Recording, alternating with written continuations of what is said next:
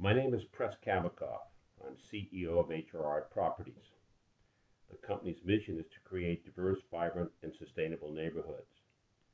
There is no more important neighborhood in the city of New Orleans than the actual city center, the major components of which include Charity, Upper Canal Street, and the former Iberville Public Housing Project.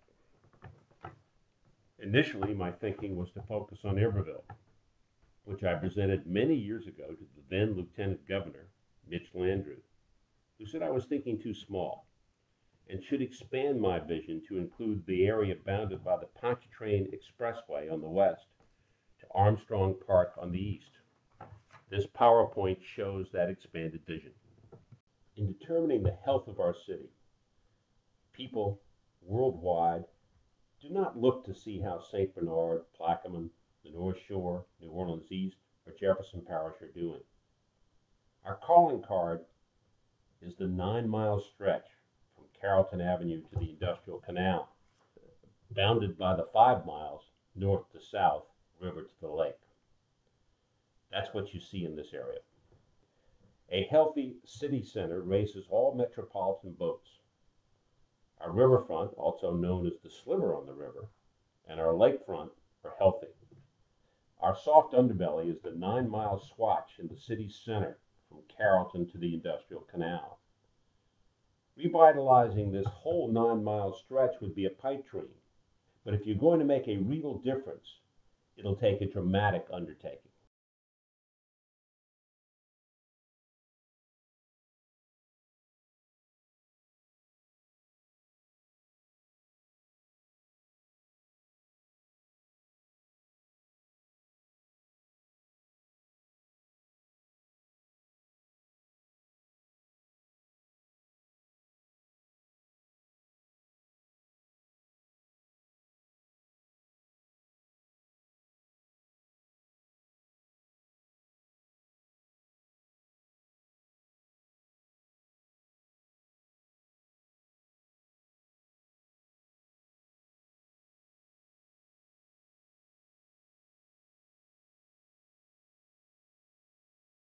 In response to the federal government's choice grant, HRI was designated by the Housing Authority of the City of New Orleans to revitalize Iberville and the surrounding neighborhood.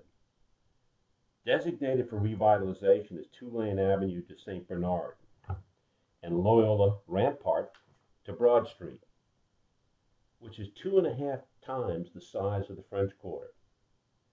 Fixing this city center connects the healthy riverfront to the lakefront, which allows New Orleans to become like a Paris, an Afro-Caribbean Paris, where you can walk from river to lake and experience a safe architectural and cultural delight.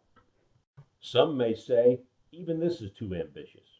I say no, because careful examination of this neighborhood shows it to be surrounded by health, French Quarter and CBD on the south, and quality residential on the north.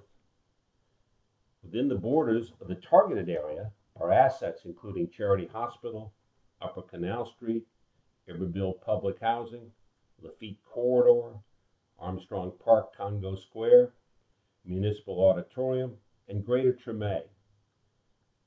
These once vibrant assets, now either underutilized or blighted, are all being focused on at the same time and can be revitalized simultaneously over 3 to 5 years and reconnected by streetcars on Canal, Loyola, and North Rampart, a showcase for the 2018 tricentennial.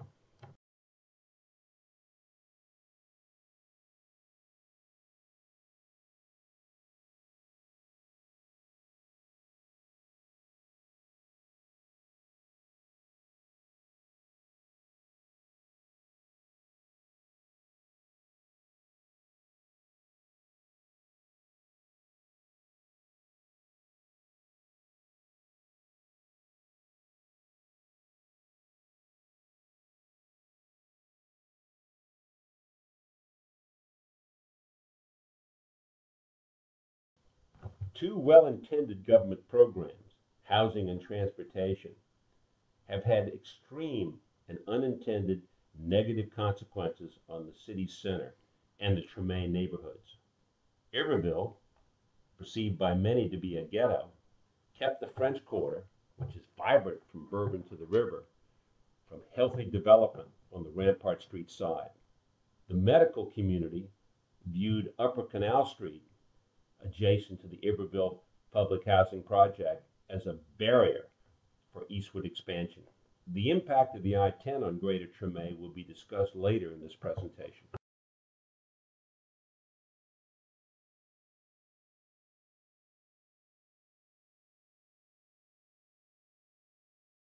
The transformation of Iberville is underway, with construction of 222 units of mixed-income housing on Iberville Street. When completed, the full Iberville 40-acre site will become 900 mixed-income homes, one-third occupied by former public housing residents, one-third workforce units, those with incomes less than $30,000, and the final third market rate housing. A revitalization similar to St. Thomas in the Laura Garden District, now known as River Garden. Historic buildings along the major spines, Bienville and Murray, will be preserved, with the rest of the Iberville site housing to be newly constructed, drawn upon the architectural vernacular of the former Storyville neighborhood. The Housing Authority is doing an extraordinary job relocating Iberville public housing residents. Urban strategy is highly focused on the human issues that invariably result from this kind of undertaking. The adaptive reuse of the former Texaco Tower on Upper Canal Street is underway. 112 units of elderly housing and retail on the ground floor will be available for occupancy in February of 2014.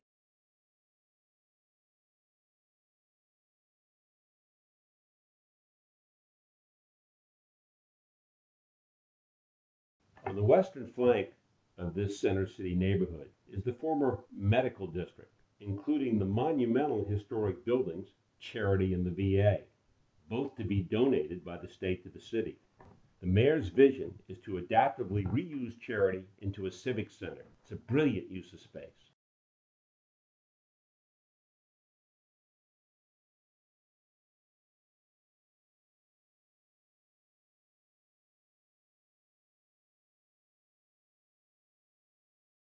Making a decision on the location of a civic center in a major city should include a prominent physical structure, visibility on the skyline, and the adjacency of green space.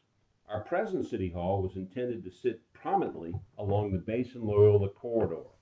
In the 1950s, Basin-Loyola was thought to be the next major corridor in the city after Canal Street. Actually, Porter Street achieved that status.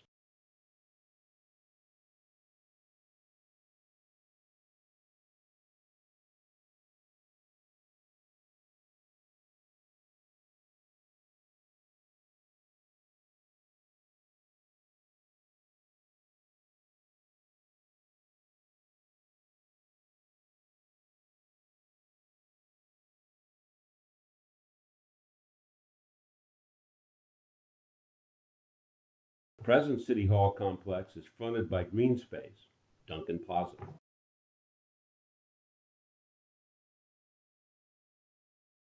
As to visibility on the skyline, Charity sits prominently, as you can see from the perspectives, from Canal Street, Bienville, and even as far as Esplanade Avenue.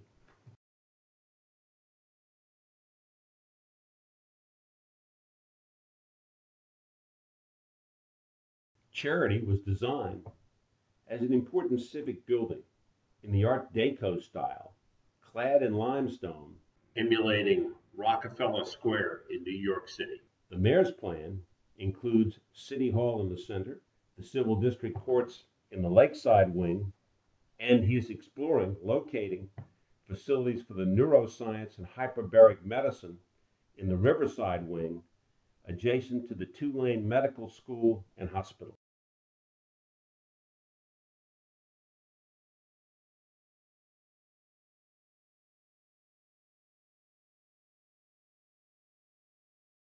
The civil district courts located on the lakeside wing can be fronted by a park between Tulane Avenue and Canal Street, perhaps to be named Justice Park.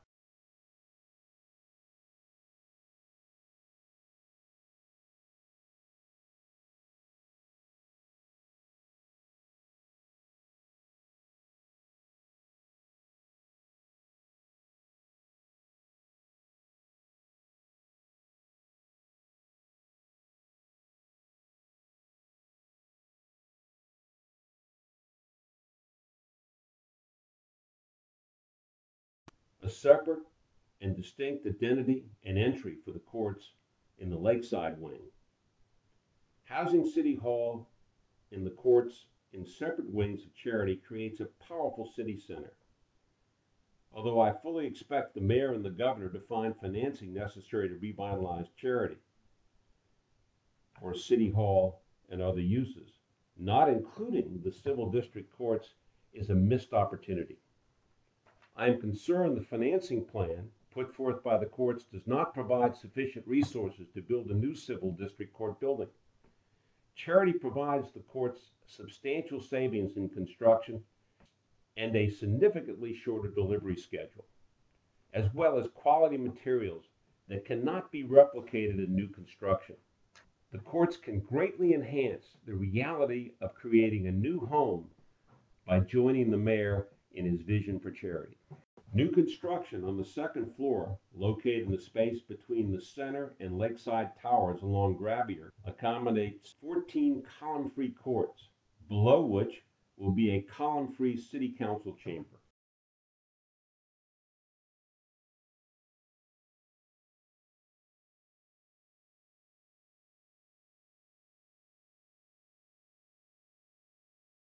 The judges' chambers and jury rooms can be appropriately located adjacent to the newly constructed court.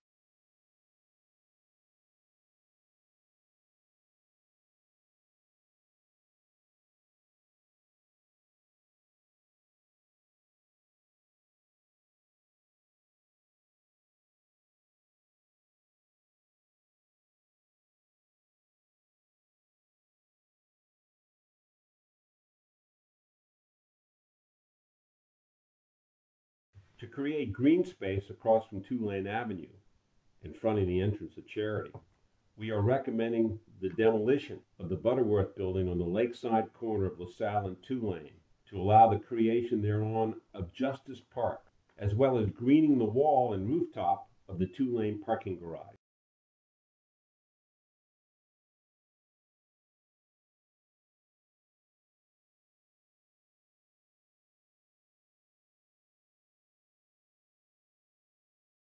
An earlier iteration of this PowerPoint shows the relationship of Charity to Canal Street.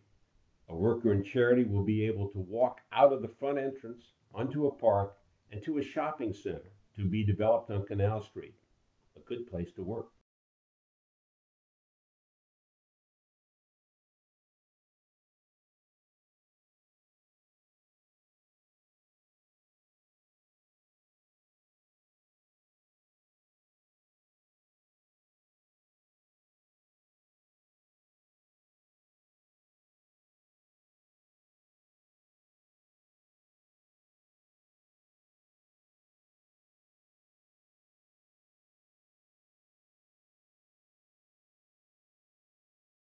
The floor plate of the Riverside Wing accommodates laboratories and research facilities for the neuroscience and hyperbaric medicine. Every city in the United States is trying to capture a piece of the bioscience industry.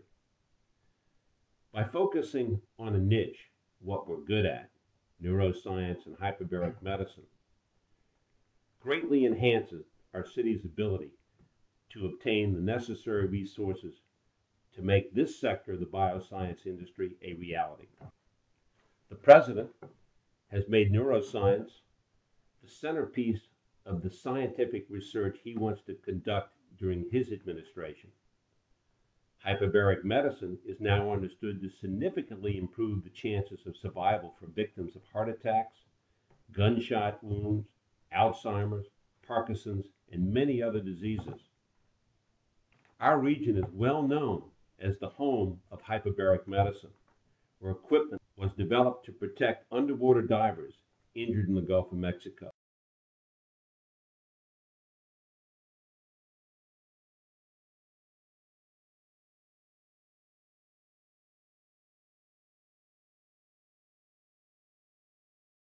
Parking for the many workers contemplated for charity can be accommodated in a 900 car proposed parking garage to be located behind charity across Gravier Street.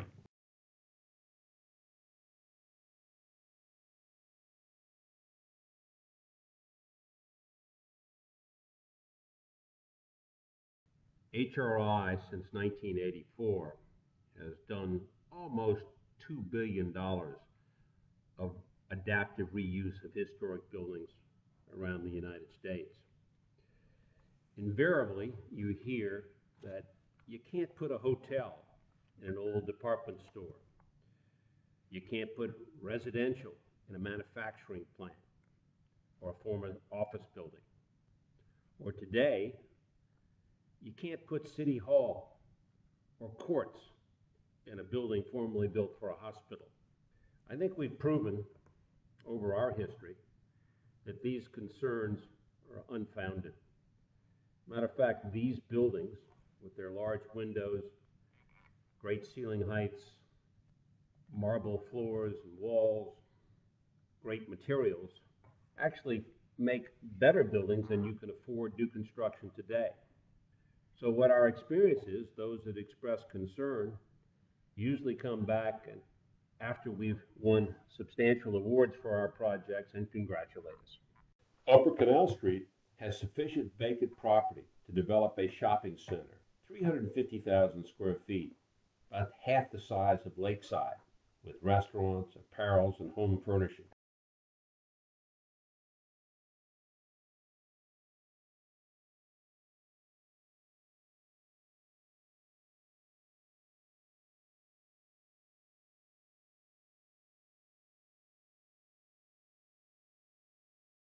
Today's shopping centers require the adjacency of entertainment facilities. We have them on Upper Canal Street with the revitalization of the Sanger, Joy, and Lowe's.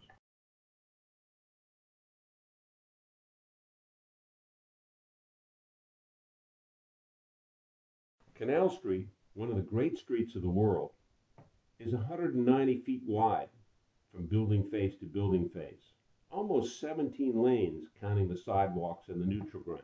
Great streets of the world are made beautiful by landscaping, particularly trees. The 8 travel lanes on Upper Canal can be modified to add tree islands, as well as trees on the neutral ground, creating a wonderful sense of place.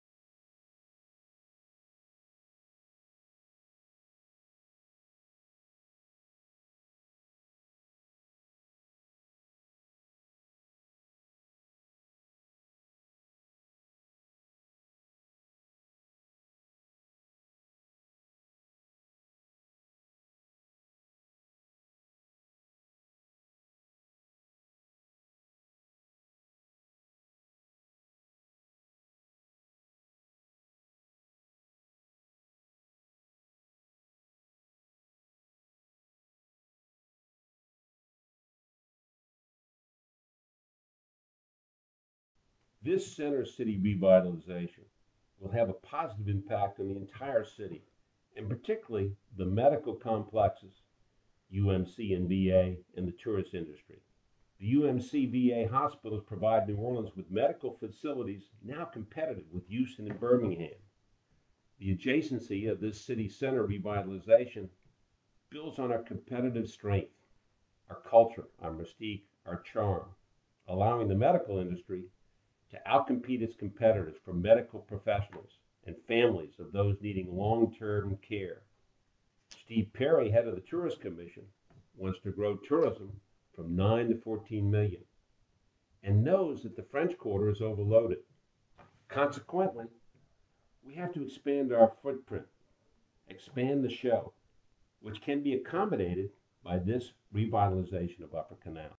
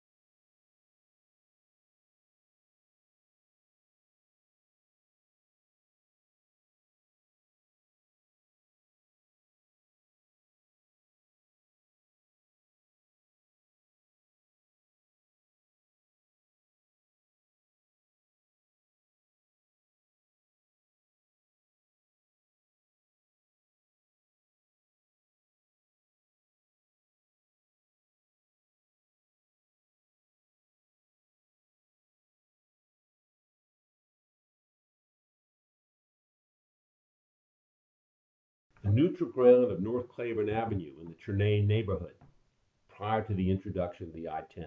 I-10 improvements. The city is a recipient of a $2 million federal grant to study the Claiborne corridor, with one option being taking down the I-10 from Tulane Avenue to Elysian Fields. This could reinvigorate the once vibrant African American neighborhoods of Greater Chernane. Great walkable neighborhoods are what New Orleans is famous for, our calling card. Objections to removing the I-10 are now being expressed by the Port of New Orleans and those concerned about gentrification. Given this opposition, I recommend a decision on the I-10 be deferred until a regional traffic study is concluded. Hopefully, our levee-protected city will continue to attract people from throughout the United States and the world to live here, and our population can grow to 500,000. It is within that context a regional traffic analysis could consider light rail or fast buses to and from the east, which could ameliorate the unintended consequences of removal of the I-10.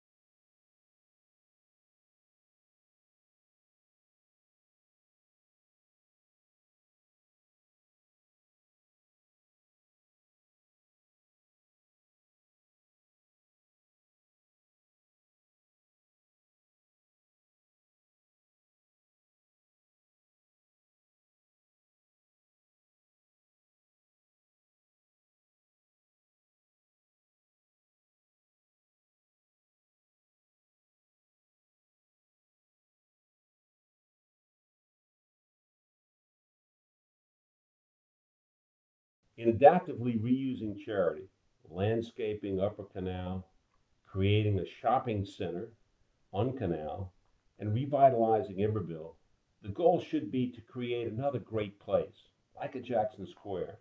What's that worth to our community? Dr. Tim Ryan, an economist, gave us the answer. This city transformation, he concluded, could be worth $1.9 billion, that's with a B, in present value, new tax dollars for the city and the state.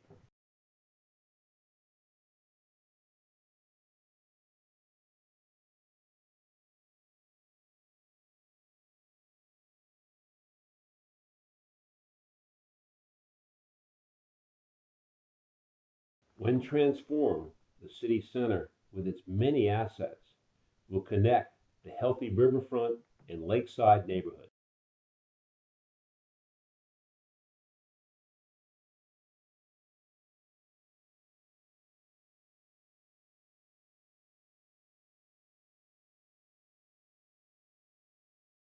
Thank you. I hope this has been enlightening.